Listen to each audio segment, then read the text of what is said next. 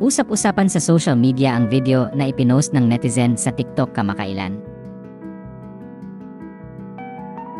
Makikita kasi sa naturang video na magkasama sina Andrea Brillantes at Sam Fernandez.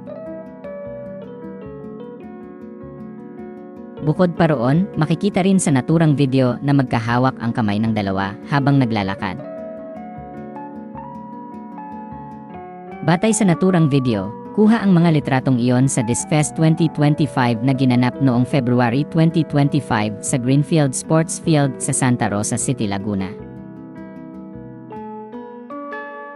Pero ang orihinal na source ng larawan na magkahawak ang kamay nina Andrea at Sam ay galing sa source ng The Daily Tribune.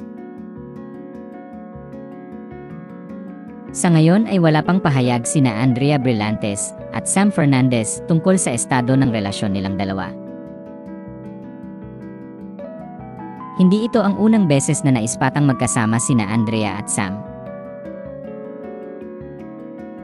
Matatandaang nag-viral ang video na kuha ng isang netizen kung saan makikita si Andrea na may kadate raw noong nakaraang Valentine's Day. Makikita kasi sa naturang video na nakikipag-usap ang aktres sa isa sa mga staff ng isang restaurant habang nakatayo naman ang isang lalaking may hawak na isang bouquet ng pink roses.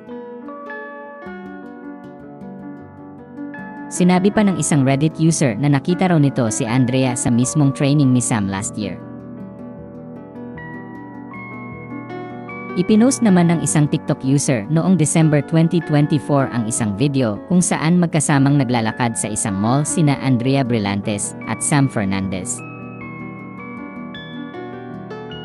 Ayon sa ulat ng pep.ph, naantala ng pandemya ang college basketball career plans ni Sam nang kanselahin ang season ng NCAA noong 2020, kaya naglalaro na siya ng frisbee bilang bahagi ng pag-maintain ng kanyang active lifestyle. Sinabi ni Andrea sa panayam sa kanya ng piling members ng entertainment media sa naganap na Star Magic Spotlight Press Conference noong January 2025 na frisbee ang bagong kinahihilgan niyang sports ngayon. Anya, frisbee naman, bago kong inaaral na sport, bago naman siya. Masaya siyang sport, guys, try nyo.